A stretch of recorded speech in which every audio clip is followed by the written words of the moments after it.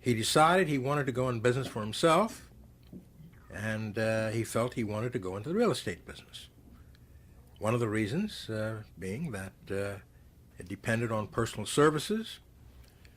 You did not have to have a lot of capital, and he felt that people were moving north and there would be a good potential market for a real estate broker. He borrowed enough money to amount to a sum, together with the funds he had on hand, which would last him a year, figuring that he would make no money at all for a year. So he was prepared to last out a year. He came to Philadelphia and opened up in West Philadelphia, which at that time was, you might say, a virgin territory for Negro residents.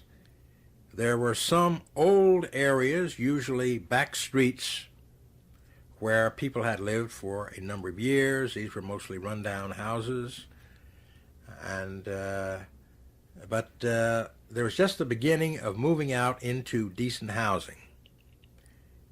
And he opened up at 6 North 42nd Street, just north of Market. And that was when things were just beginning to open up. A few people were coming to the north,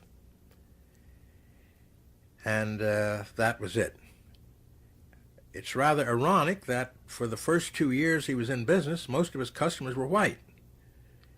Unfortunately, the native-born Philadelphia Negroes had been brainwashed, and they had a white complex with the theory that only a white man could handle their business properly. Except I must say that in the South, people stuck together and were used to patronizing each other, but this was something quite different. In other words, it was a different type of thing. And it was usually only the ignorant person who had that idea, but the Philadelphian who had been here for several generations and who had had many opportunities to get a good education and to get ahead, but unfortunately in many cases had not exercised those opportunities, they were rather backward as far as supporting these race enterprises. So, strangely as it may seem, and in a building and a business which was fraught with racial prejudice and discrimination, for 2 to 3 years, most of my father's clients were white. His first sale was a property, a seashore property, down in Ventnor, New Jersey, and a mountain property up in the Pocono Mountains. And as I said, most of his customers for those couple of years were white, where they came in and they were sold.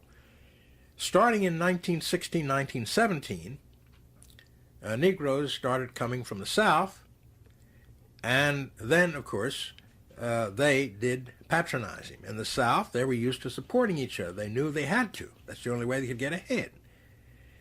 And he geared their development into decent housing in West Philadelphia.